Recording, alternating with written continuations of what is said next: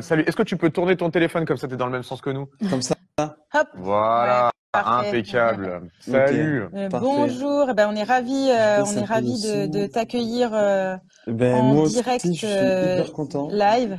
Merci beaucoup pour l'invitation. Attendez, j'essaie de caler mon téléphone. Pas de Parfait. souci, prends ton Est-ce que temps. comme ça va? Nous, on se cale Je aussi suis comme bien au ça. milieu? C'est parfait. Oui, tu es magnifique, tu es de toute beauté, c'est parfait. Super. Donc tu nous rejoins aujourd'hui justement pour la Journée mondiale du cancer de l'enfant. Merci d'être avec nous. Ben, merci Donc, c'est beaucoup. Salut Khaled pour la les team. intimes et Docteur Brock sur les réseaux sociaux. Oui, Et, je suis pas encore docteur, et mais on essaye.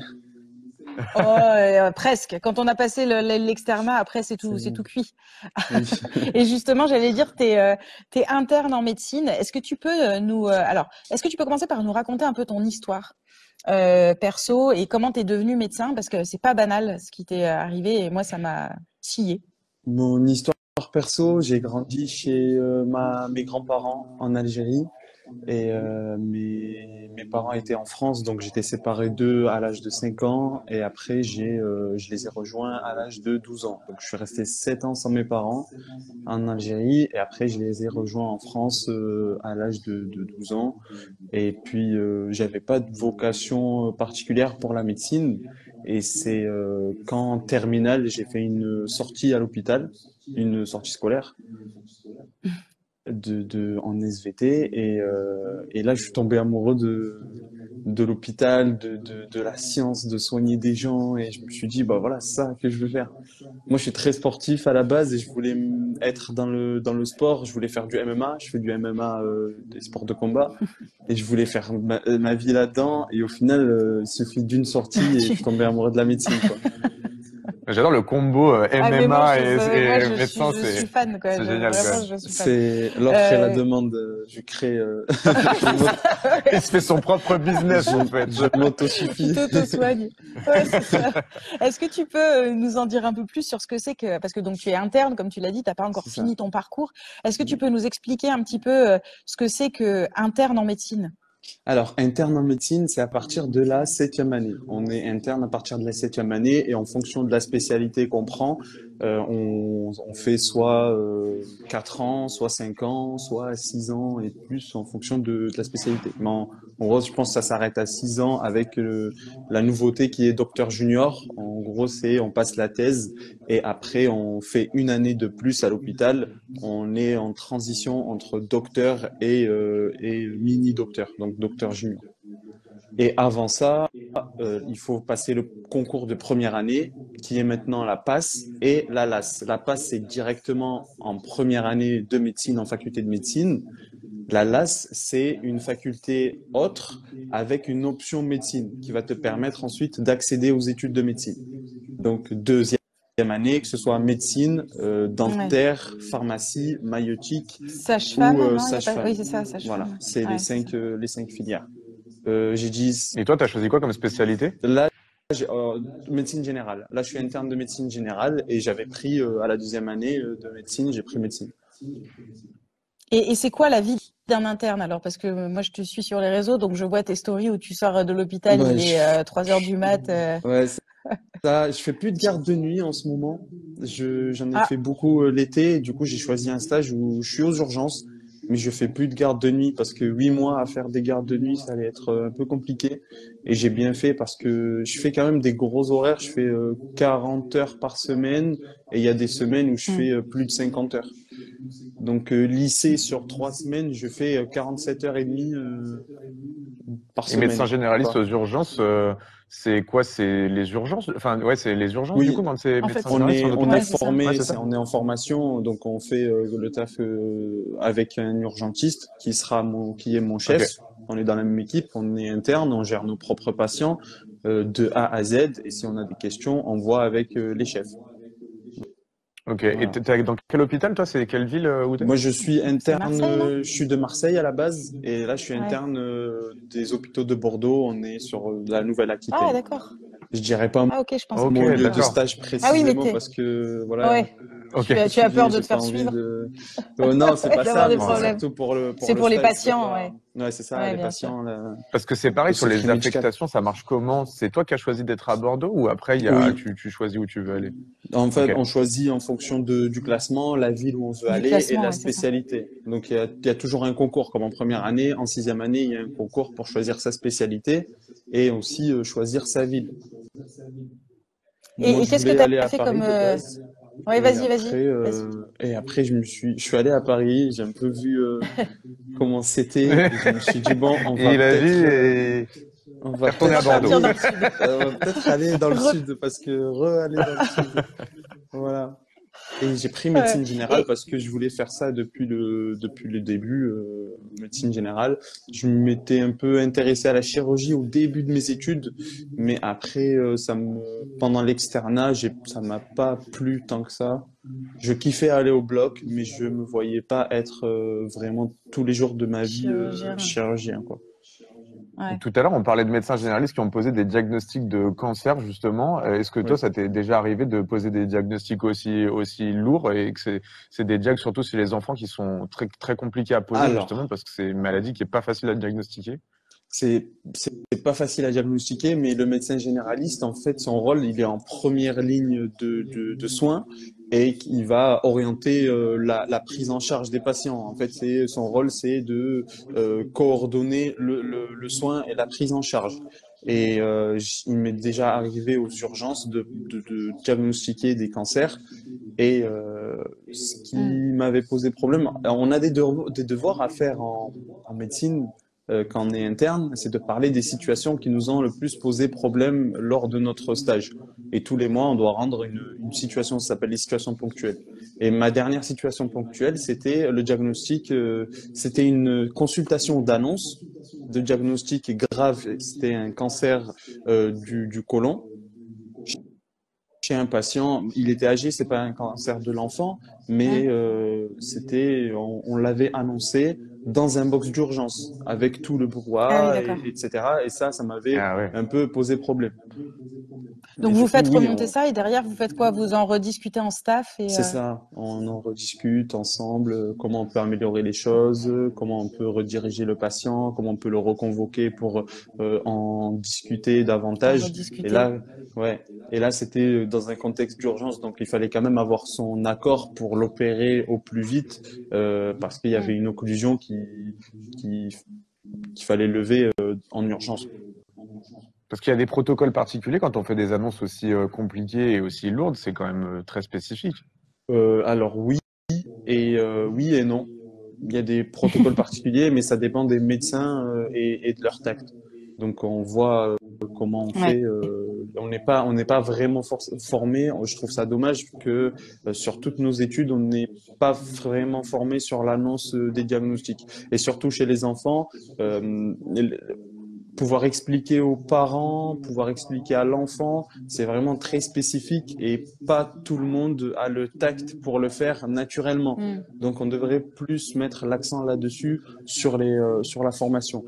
Après, les internes en oncologie, en oncopédiatrie, ils sont là pour ça, ils sont formés à ça au quotidien. Et moi, j'étais externe à la Timone en oncopédiatrie. C'est un stage qui m'a vraiment marqué. Et Tu peux nous en parler justement et il y a nous de l'écho, expliquer ouais, désolé. pourquoi il t'a... Ah, bah nous ça va. Hein. Ouais. Tu peux nous expliquer pourquoi ce stage t'a marqué et pourquoi ce service de la Timone était particulier? Et c'est particulier parce que ça touche aux enfants. Et j'avais aussi... C'était vraiment pas les enfants de très bas âge qui m'ont le plus marqué. C'était ceux qui se rapprochaient de mon âge. Parce que tu es étudiant, tu es encore jeune, même dans ta tête, peut-être que tu as 23 ans d'âge, mais tu peux avoir peut-être 18 ans d'âge mental, quoi, Mm. enfin, façon de parler. Et en pédiatrie, en oncopédiatrie, on avait des patients jusqu'à 17 ans. Et avoir des Ouais. patients de 17 ans, c'était vraiment très compliqué à gérer. Et le fait de se mettre une carapace autour, qu'on met aux urgences ou alors face à des maladies, là, c'était vraiment difficile de pas s'identifier à la personne. Hmm. C'est-à-dire Il y a, il y qu'un a, patient, il y a quelqu'un dans le chat qui demande, la médecine en France, c'est 8 ans d'études. C'est une Non, question, c'est une 10 ça question. ans. dépend. C'est 10 ans, Ouais, c'est Ok. ça. minimum. La médecine générale, c'est passé à 4 ans d'internat, donc 6 ans de tronc commun avec l'externat, plus le l'internat qui est 4 ans. Donc Ok. 10 Donc, ans donc et tu le disais, après... hein, ouais, pardon. Tu disais que c'était très difficile de pas s'identifier à ces patients qui en plus ont un diagnostic rare. Toi, en tant qu'externe, tu as eu à assister à des diagnostics Oui, des ou pas? diagnostics, bah, j'étais donc en stage Même en oncopédiatrie, je veux dire, en ouais. oncopédiatrie, oui, des annonces aussi. Donc des annonces à des parents, le fait de voir des familles sidérées. Et moi, c'était plus ce que j'essaye de partager. Ah, Mm. non, ça a coupé. On l'a. Ah. Oui, Non, Ah t'es non, c'est toujours là, je suis c'est reparti. là. bon. On t'a Oui, revu. désolé. Ce Non, qui non, mais c'est bon, t'inquiète. ce qui me chagrinait le plus, c'était le fait de... On parlait de quoi déjà? C'était les Du fait diagnostics d'être rares. sidéré, les Oui, parents, c'est ouais, c'est ça, ça. les parents qui étaient Moi, sidérés. ce que j'essaye de passer comme message sur les réseaux, c'est les émotions que on peut ressentir Mm. en tant que Ouais. médecin. Parce que au-delà des pathologies qu'on peut apprendre sur les livres, derrière, il y a l'humain. Derrière une maladie, derrière une leucémie, derrière un cancer, un glioblastome chez un enfant qui peut être très rare, il y a une mère, un parent et qui vont être Mm. vraiment très touchés par ça et qui s'y attendent pas dans leur vie. Et donc, Mm. Et au-delà de justement, ça, ouais, j'aimerais comment toi que, que mes, ouais, vas-y, que vas-y. mes confrères, ce que j'essaye de faire passer, que mes confrères prennent aussi en compte les parents, les proches derrière, les accompagner au maximum et pas se focaliser seulement sur un diagnostic. Parce que faire un diagnostic, c'est à la portée de tout médecin. Faire un diagnostic, c'est dans les livres, on le connaît. Maintenant, il y a l'intelligence artificielle qui peut poser des diagnostics dans les Mm. limites de ses capacités. Mais ce qui nous différencie, nous, en tant qu'être humain, en tant que médecin, c'est surtout notre accompagnement, notre humanité, notre empathie, le fait de se mettre à la place de l'autre. Euh, Surtout dans un cas comme un cancer chez l'enfant, surtout qui est vraiment un cas qui peut vraiment bouleverser la vie d'une famille. Mais je suis 100% d'accord avec toi, c'est que euh, parfois la technique a pris tellement de place aussi dans la médecine que parfois c'est vrai que on a tendance à s'abriter derrière la technique. Moi, je suis pas médecin, je suis chercheur, mais on a tendance à s'abriter derrière la technique et à oublier qu'en fait, la médecine, c'est prendre soin. Et j'insiste beaucoup sur cette Mm. définition de l'OMS, hein, de l'Organisation mondiale de la santé. Prendre soin, c'est pas juste soigner la maladie, c'est soigner aussi toute la psychologie et toute la prise en charge qu'il y a derrière. Et ça, c'est sans doute le plus difficile pour vous, hein, parce que c'est très compliqué quand on doit annoncer un diagnostic extrêmement grave à un patient ou à une famille, comme tu le dis. J'imagine que c'est très compliqué. Donc, il n'y a pas de jugement dans ce que je dis, mais c'est effectivement quelque chose auquel on devrait faire beaucoup plus attention. Même dans Voilà. le suivi du Ah oui, traitement, oui, c'est vrai que là, on a la chance, nous, d'avoir des témoignages d'enfants, de parents. Et ce qui ressort le plus souvent, c'est pas mon traitement a été difficile physiquement ou mon traitement m'a fait perdre les cheveux. Ce qui ressort le plus souvent, c'est Ouais. ça a été dur psychologiquement. On a du mal à comprendre ce qui nous arrive. On a du mal à comprendre nos c'est ça. traitements. On a du mal à voir comment on doit faire les choses, quel rythme de vie on doit prendre, etc. Donc, l'accompagnement que vous apportez sur le côté psychologique et humain, il est aussi important, voire presque plus que le diagnostic que vous posez, On clairement. a une question Ouais, c'est intéressante très dans le chat. important. Alors, on a un commentaire qui dit il sera un bon généraliste. Il a le principal en lui, l'humanité. C'est Ça vrai. fait plaisir. Et on a un autre, ouais, on a une question qui est intéressante, qui est est-ce qu'à la maison vous arrivez à déconnecter?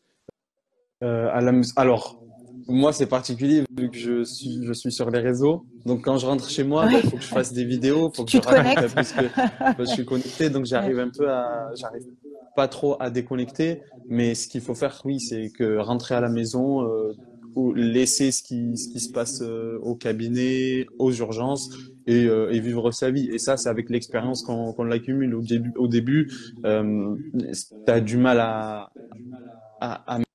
à faire la part des choses entre ta vie perso et ton travail, surtout quand tu fais des gros horaires et ta vie, en fait, ça devient la médecine. Mais on arrive, oui, plus ou moins à déconnecter. Il y a des psychologues dans les services qui sont faits pour ça, qui sont là pour nous, nous accompagner quand on fait des interventions difficiles. Moi, je pense au SAMU quand j'ai fait des arrêts cardiaques chez des enfants. Ça, c'était très compliqué et j'y Ouais, repense ouais. toujours alors que ça fait plus de 3 ans. Et ceux qui sont dans ce métier-là tous les jours, tout le temps, Ouais, et ça peut donc on être se blinde. difficile, quoi. Ouais, on crée une Ouais, et donc carapace on se et c'est ce qu'il blinde faut, et hein. ouais, c'est ça.